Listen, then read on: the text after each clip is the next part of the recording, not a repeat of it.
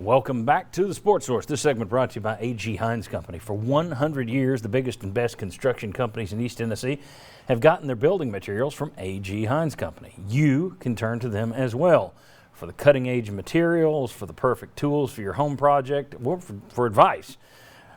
For your project, visit A.G. Hines Company. They do great work. That's how you stick around for more than a century, as they have. A.G. Hines Company. All right, he's been with me on this show for more than a century. Bob Hodge, longtime sports writer and longtime media member here in East Tennessee. That little bit of time. It's Seems been longer. It's been about yes, it does. Seems longer. Key question into this spring was how the quarterback's going to look. Well, that's always the question for any football team: how the quarterback's going to look, especially with Josh Heupel taking over, the quarterback whisperer, if you will. Would you see an upgrade, Bob?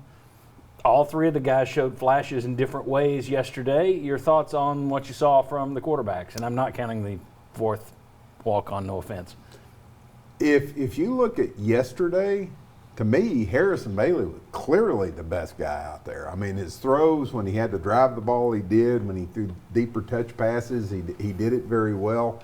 So if you go in that 3-hour segment, man, Harrison Bailey's the guy.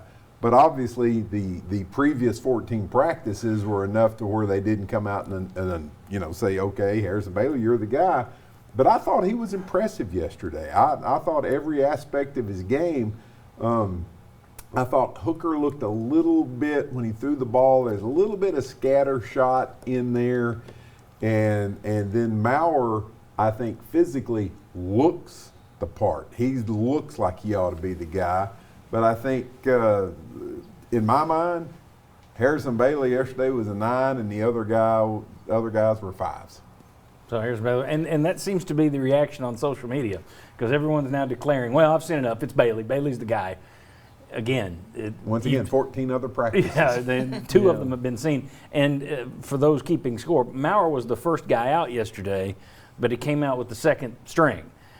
Hooker was with the first team. Bailey was with the third team.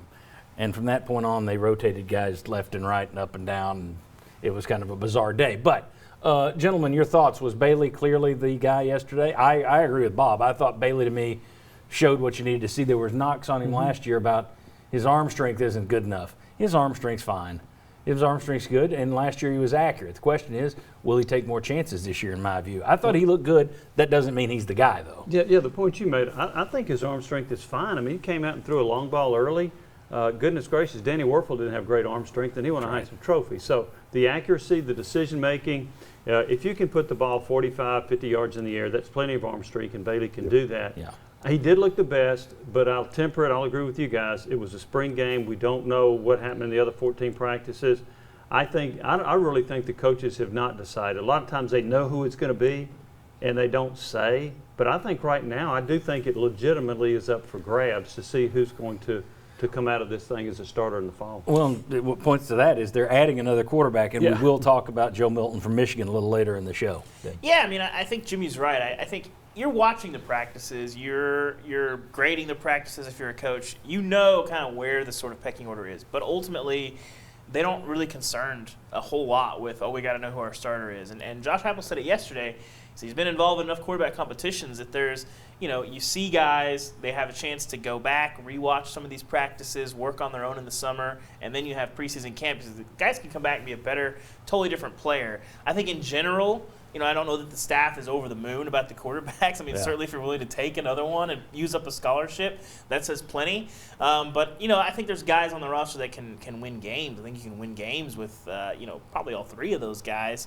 Can all three of those guys be game changers? I'm not sure if I buy that, at least in their current state. You've got to improve a lot. But, ultimately, I think it is what it is. I think Hooker ends the spring with a very narrow lead, and we'll see moving forward. And the other thing about yesterday, too, it's hard to keep up with who's on the defensive side of things when they're out there. Yeah. So Bailey did, I thought, look better. Okay, but who is he going against? Because you really don't know. You can't keep up with it. They're alternating a lot of guys. Well, and you started with a lot of guys out to begin with on the defense. So you got to take that into consideration, too. How much of his stuff came against guys who probably aren't going to be on the 2 deep when fall gets here? I will say this, if Bailey, and we're not jumping to, again, He was with the third team to start yesterday. I think that tells you where the coaches had him stacked going in. But based off that one game, I will say this. If your 5-star guy who's got many years ahead of him here develops and becomes the guy, I think that would be the best case scenario. I think that would be great for recruiting to say, look, we got one of these big-time recruits. Look what we've done with him. Hey, big-time recruits, you can be the next one. Come join us. Rather than, okay, we took this transfer and we'll see how he does, and then we're going to have to flip this thing and find another quarterback. If Bailey did win the job, I think that's your best case scenario, personally. Am I wrong on that? You guys agree, disagree? I think he's got the highest upside. I would agree with you on that. But you got to earn it. You got to prove it. I don't Sure. think it's super encouraging that they're 15 practices in and he's, Third. He's dropping a 73-yard bomb, but it's to a walk-on against a walk-on. That's not a great sign. Yeah. But yeah, I think you're right. He's got the greatest upside of those three guys, but I'm not sure his upside is greater than, like you said, the guy that might be coming to town very, very soon. And you also wonder how much are they going to pay attention to the legs, because Hooker's got better wheels than Bailey, and so does Maurer. So where does that come? And the downside on Maurer looked to be the same. He threw one. He rifled it in there. He got it in there, but it was into just a pack of people across the middle. He also had the brain freeze where he had the intentional grounding that kind of cost him a drive. So he's got some mental errors. Hendon Hooker, I agree with you. I thought he looked a little. You didn't know where the pass was going at times. But how much of the wheel's going to grade into this, and that's up to Josh Heupel. Well, and I remember asking the quarterbacks coach what's the pecking order on the most important out of these three categories, and he said, one, it's the operation of the offense. Secondly, it's your accuracy, and third, mobility. That's the way he rated it. Now, is that the same way Heupel's rating it? I would probably think so. Or your quarterbacks coach isn't going to say that. Right. So, but in terms of Bailey, I think he's got the ability to do it. I think David's right. They've got several quarterbacks they can win with, but can they beat the? They can beat is somebody a the lower difference level. maker in this Yeah, offense? win I mean, because that's what they're of looking versus for. win So- with are two different things. Yeah. Mhm. Yeah, I mean, it's the old adage. I mean, if you've got two quarterbacks, you don't have one. So you wonder are all these guys kind of in that same ballpark? He's a little bit ahead in this category. He's a little bit ahead in this category, but nobody is way Right. up ahead of the other guys. And we don't know the gap between like Maurer to Bailey. Right. Is it this or this? Yeah, we don't know since we hadn't had a chance to watch. No, and I think it was interesting that, not surprising in the least, that Josh Heupel came out afterwards and said, oh, no, it's still a wide open race. First of all, I don't think he wants anybody to transfer, but we'll talk about that a little bit later as well. When we come back, let's talk about the line of scrimmage. SEC games are won in the trenches.